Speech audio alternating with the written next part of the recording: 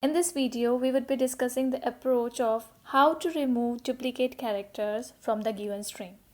So if the input string is ABAB, output string should be AB.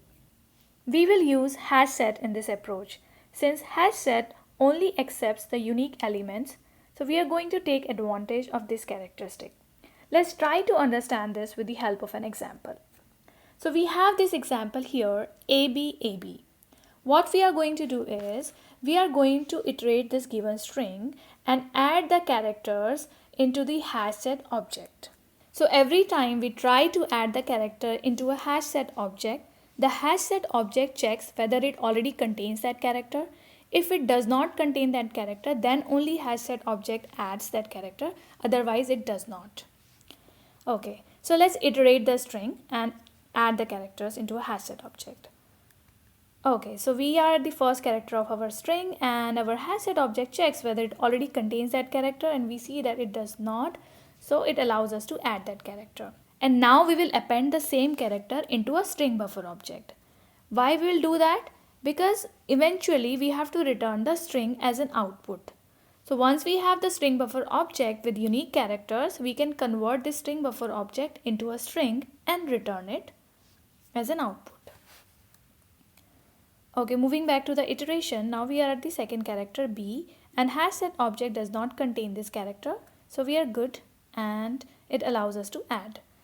Append the character into a string buffer object. Now we move to the next character and we see that hash set object already contains that character, so it does not add that. And now we move to the next character, that is B, and as hash set object already contains it, so it does not add it further. And now convert the string buffer object to string. Okay, so I hope you understood this concept. Now let's write the code and let's go to an IDE. We created a class called unique characters. Let's start with writing a function.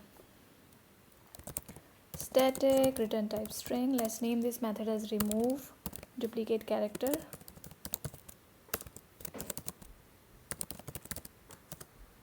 String parameter, let's name it as input string. We are going to follow these steps that I have written over here. Okay, let's start with the first step, create the string buffer object. Okay.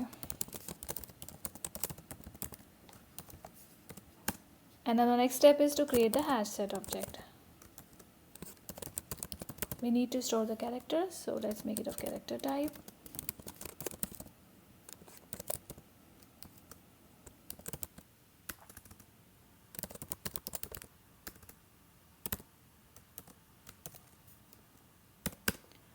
And now we iterate the string.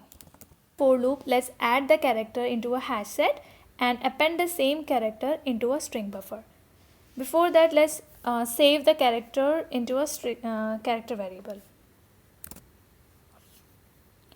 And now let's add the character into a set dot add.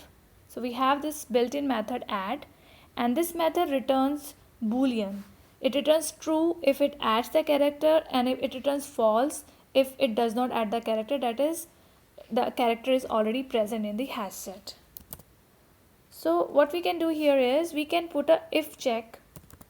So if it returns true, if add method returns true, that is, if it adds the character into the hash set, then only we append the character into a string buffer. And we return string by converting string buffer to string. That's it, we are good. Let's call this method. So we are passing the string ABAB. Let's save this method and let's run the code. And we get the expected output as AB. So we see that our code runs fine. But what if the passed string is empty or null? Let's handle those corner cases.